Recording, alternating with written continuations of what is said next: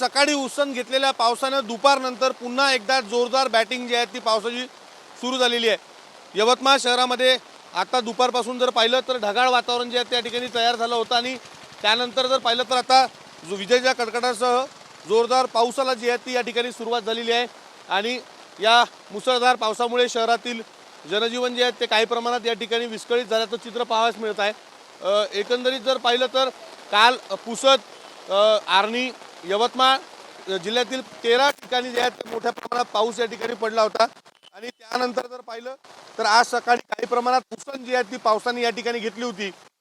आज पुन्हा एकदा पावसाने आता जोरदार बॅटिंग जी आहे ती यवतमाळमध्ये या ठिकाणी सुरू केलेली आहे।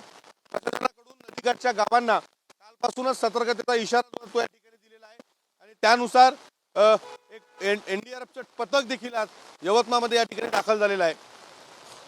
कॅमेरामॅन विशालसह विवेक गावंडे, टीव्ही 9 मराठी, यवतमाळ।